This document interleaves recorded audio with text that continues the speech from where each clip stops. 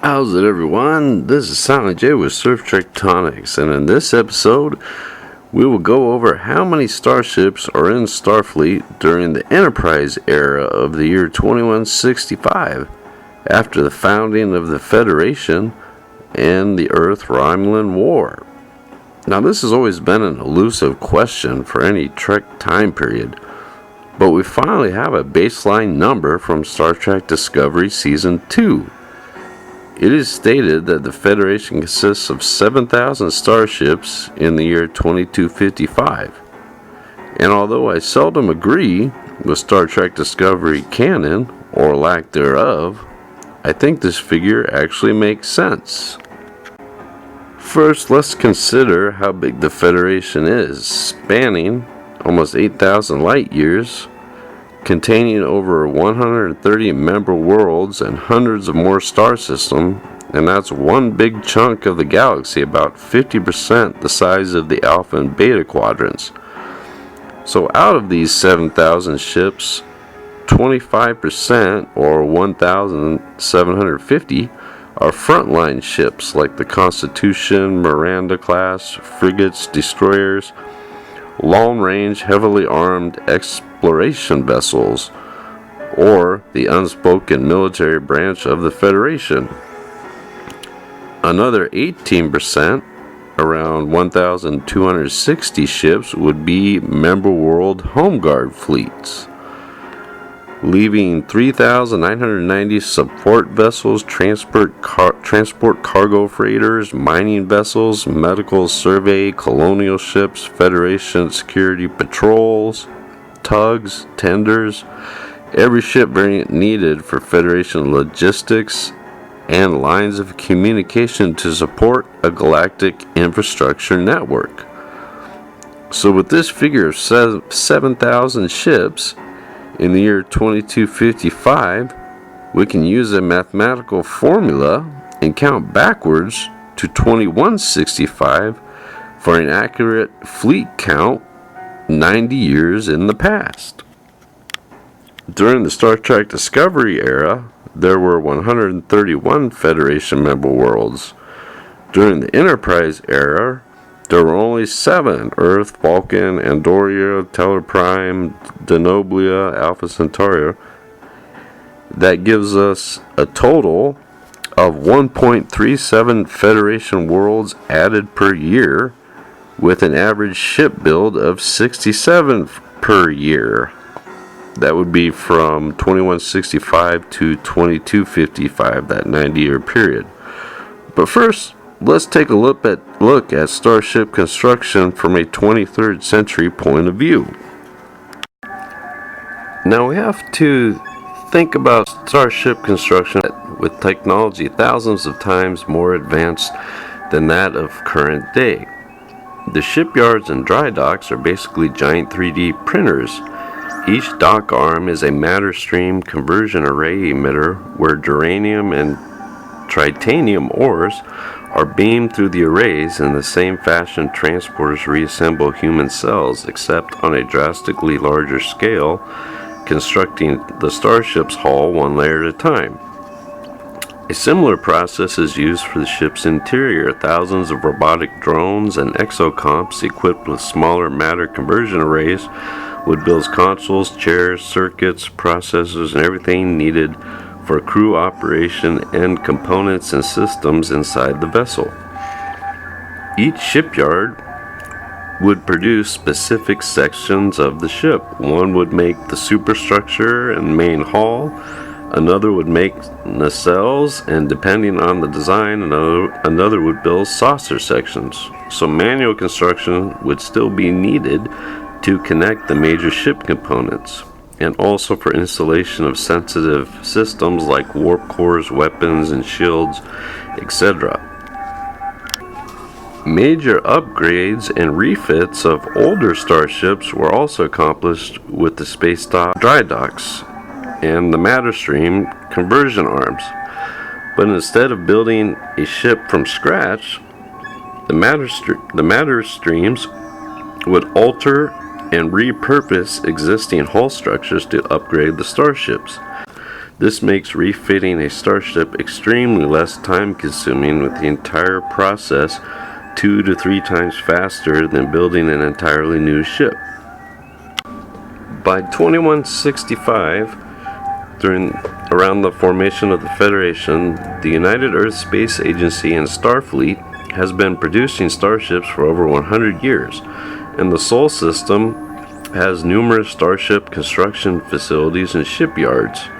Earth has 8 dry docks and shipyards. New Berlin on the Moon has 2. Mars Utopia Planitia has an additional 5 shipyards, with Asteroid Belt and Jupiter adding another 3 for a total of 18 dry dock shipyards in the Sol system, with 3 more from Alpha Centauri, Vega, and the Denovia star systems, giving Starfleet 21 dry docks shipyard construction facilities. On average, each dry dock could produce almost 3 space vessels per year, depending on size and complexity during maximum output. This gives us a rough estimate of 820 starships produced over a 50-year period, including refits and upgrades to modernize older ship designs. Another 180 space vessels was allocated for homeworld defense fleets for the United Earth Space Agency, the Vulcan Space Fleet, Andorian Imperial Guard, Teleprime Navy, and the Denoblium Expeditionary Force, making the total number of ships in Starfleet and the Federation 1,005 vessels during the Enterprise era year of 2165. So out of the 1,005 Federation starships of the year 2165, and using the 25% rule, that would give us about 210 primary front-of-the-line Starfleet vessels. Considering the 185 Home Guard Federation vessels wouldn't really be counted in Starfleet at the time, since it was newly formed. So we'll just give it a good round number of the 820 Federation ships to give us the 210 Starfleet ships. Now let's take a look at these 210 Starfleet Federation primary front-of-the-line vessels. Now these are 3rd generation designed ships with the advanced Warp 3 engines. The first generation would be built in the 2160s. That came from the flight of the Phoenix, and the next one would be the 2nd generation with Warp 2, which are the pre-era United Earth ships. So let's jump into these different class of Starfleet ships. So by the year 2165, Starfleet had around 207 primary starship vessels. These are recently newer, built over the last 20 to 30 years, utilizing advanced warp drives and upgraded components and systems. More powerful weapons and defenses, due most in part from technological exchange between the coalition of planets fighting the Romulans that would form the Federation. The first NS-class naval security vessels were repurposed and retrofitted NX Warp prototype test ships, like the NX Alpha, NX Beta, and the NX Delta. The superstructure of these ships were designed to be very durable, so they were made perfect for the hull and frame expansions. 65 NS-class security ships were built from the years 2115 to 2160. The NX Alpha was retrofitted into the NS Alpha patrol boat. 20 were produced from 2115 to 2135 with a max warp factor 2. This ship conducted security patrols around planets, star systems, proximity borders, and provided security for warp commerce routes. Now, the NX Beta was refitted as the NS Beta Defense Escort ship. 20 were produced from 2120 to 2145 with a warp factor of 2.85, and her primary duties include convoy escort, rapid response sorties, and fleet escort and scout roles. The NX Delta was retrofitted as the NS Delta Corvette class with a warp factor of 3.85. 25 of these were produced from 2130 to 2150. This ship had advanced sensors to locate, track, and hunt stealth vessels. They also performed fleet picket and force recon duties along with rapid response patrols. The NS Security class ships also provided survey and sensor data, charting regions of space along their patrol routes, along with long-range reconnaissance and surveillance. The NL Delta series light frigates were Starfleet's first advanced warp system primary vessel. These were general-purpose fleet workhorses, and no, not space horsies. These starships were designed for a utilitarian role to be tough and reliable. It was the perfect combination of dependable, proven technology with new advanced systems. This consolidated ship was meant for simple adaptations to the hull and frame for upgrades and retrofits, and Starfleet Command relied on the ship's flexibility for multiple mission profiles. 52 were produced from 2115 to 2165. First, the Warp Delta was a prototype design production ship for each of the 4 variants. 5 Delta prototypes were produced from 2115 to 2155. The NL Genghis class light frigate had a Warp 3 drive and was a multi-role capable. 10 were produced from 2120 to 2135. An exploration vessel with good defense systems served as early command ships in the United Earth Starfleet and colonial defense ships, performing picket, escort, and surveillance missions. The NL Neptune class survey light frigate performed an expeditionary role, exploring nearby regions of space while patrolling Federation borders. A Warp 3.2 drive, 11 were constructed from 2125 through 2135. The NL Neptune class destroyer was Starfleet's first purpose-built warship in response to increased tensions with Romulans, Klingons, and Suliban's, combined with intelligence report of a possible threat from a species called the Xindi. 14 were produced from 2130 to 2155 with a Warp 3.6 drive, with advanced defensive systems and upgraded stealth long-range sensors that could also detect invisibility screens through tachyon emissions, track and hunt these elusive vessels. The NL Genghis class tactical light frigate was a long-range expeditionary ship for survey, research, and surveillance missions. She was equipped with heavy weapons systems along with new defense fields protecting critical ship areas like the bridge, engineering, and warp core, combined with advanced polarized hull plating. With a Warp 4.5 drive, 12 were produced from 2135 to 2165. The NL Genghis light frigate Mark IV was the most advanced Starfleet ship of its time. By the 2150s and 2160s, all the NL class light frigates had been upgraded to have a Warp 4 or Warp 5 drive system. The naval variant Daedalus class destroyer and tactical cruiser was a starship design in anticipation of possible future conflicts. High-level Vulcan diplomats have been briefing United Earth leaders of various aggressive and expansionist type species that were nearby in the Alpha Quadrant.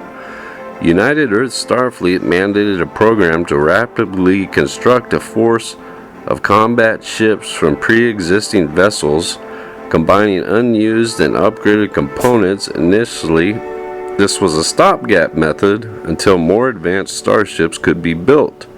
Thus, the Daedalus was born. Most of the Daedalus ships were already in the fleet. Extra pylons were available, and nacelles were refitted and upgraded with more advanced warp cores. The first Daedalus ships out of the dry docks were basically plug-and-play vessels. 48 were quickly assembled and modified from the years 2130 to 2165, with shipyards pumping out 3 Daedaluses for every NX-class cruiser built. In 2154, a larger tactical cruiser variant began construction and was later fitted with the newest Warp 7 engines. They performed primary defense roles, heavy escort, high-speed transports, tactical fleet deployments, and became the primary tactical exploration Starfleet vessels in the year to come. The Naval Expeditionary Freedom-class frigate was Starfleet's first Warp 4 vessel. She was a fast frigate designed to support and defend outer United Earth star systems, cutting the travel time in half. This starship had good defensive systems and adequate cargo space to quickly deliver essential high-value components, small but very essential cargo. 10 Freedom-class frigates were produced from the years 2140 to 2165, with an upgraded Mark II constructed in 2152 with refitted nacelles for higher warp factor 6. The thicker nacelles of the USS Franklin was seen in the movie Star Trek Beyond. The Franklin in Star Trek Beyond went missing before all Federation ships adapted the NCC designation. The NV Naval Vessel Intrepid-class light cruiser was a competing design with the NX-class cruiser for the Warp 5 program. When the NX class was selected, the NV Intrepid class proved to be such a successful design, it was chosen for full production as the NX class fleet support ship and also as a backup vessel in case the NX cruisers encountered unforeseen complications and the Warp 5 engines could be switched over to the Intrepid class ships. 9 Intrepid light cruisers were produced from 2140 to 2158. The Type 1 had inset nacelles enabling high maneuverability but sacrificing speed with a warp factor of 3.25. 4 Type 1s were used for heavy home fleet defense, search and rescue, sensitive convoy cargo escort, and reserve fleet reinforcements. The Type 2 had offset nacelles, giving her a faster warp factor 5, and was utilized as the NX Cruiser Heavy Escort or Emergency Response Vessel. It also performs missions of tactical survey patrol of nearby United Earth territory, of proximity star systems, and surveillance. In the late 2150s and 60s, the Type 1s were upgraded to a warp factor of 4.5, and the Type 2s were upgraded to a warp factor 6.5. They were also equipped with advanced sensors that could detect stealth or screened Romulan ships through tachyon emissions. The Naval Exploration Cruiser, or commonly referred to as the NX class, is the most well-known ship from the Enterprise era. She was commissioned as an exploration vessel and platform for the new Warp 5 engine and had the most advanced systems and state-of-the-art engineering of the time. Production began in 2150, and by 2161, 15 NX-class cruisers had been built with 3 variants. Each ship built increased the warp velocity until the Type 3 Warp 7 engines. The tactical exploration cruiser fleet was quickly upgraded with heavy defensives during the Romulan War. She served as fleet command ships and was involved with the heaviest combat engagements of the Romulan War. In 2163, the NX program was cancelled and the Daedalus cruiser took over the exploration role, but the NX-class ships would still be used and refitted for another 90 or so years before their retirement. The NX Experimental Heavy Cruiser was a retrofitted NX-class primary hull with an upgraded secondary hull. This was Starfleet's testing platform for the Warp 7 program, and from 2159 to 2162, 3 were constructed for trial runs with the increased warp and additional secondary hull. The design itself was a success, but the complex engineering and systems led to the program's cancellation as well as the NX-class cruiser. Valuable breakthroughs and refinements during the testing phase were incorporated into the Daedalus class and the Bonaventure class during the Romulan War. During the Romulan War, the heavy cruiser was converted to Starfleet flagships. One was destroyed and another was so heavily damaged she had to be scrapped, and the NX Enterprise refit was the lone survivor, being Fleet Admiral Archer's command ship, the NX-001. The NC Bonaventure Combat Cruiser class was Starfleet's first large-scale ship-of-the-line purpose-built warship. From 2159 to 2165, 8 were produced. The first Starfleet ship to use energy defense shields along with advanced stealth detection sensors that could track Romulan invisibility screens through tachyon emissions. It also was the first to utilize phaser ball turrets with point defense pulse phase emitters. State-of-the-art targeting systems and upgraded polarized armor plates were also incorporated into the combat design. 5 Bonaventure-class cruisers fought in the Romulan War, of which none were lost in combat. The Bonaventure became the capital ship of Starfleet in subsequent years, with 45 more produced from 2165 to 2173. This starship was the first to utilize the advanced systems reverse engineered from the temporal wreckage of the Borg Spear and the Xindi weapon probe recovered on Earth in the year 2152. 2152 was also the Trek multiverse divergent point that created this Discovery timeline and the Kelvin alternate reality that branched off the Prime timeline. You can watch my video titled Star Trek Discovery Alt Timeline Explained. This outlines all 3 Trek alternate universes, and the video was originally uploaded December of 2018. Thanks for watching, and I hope you enjoyed my video comic book of the Star Trek Enterprise era starships. Have a good one.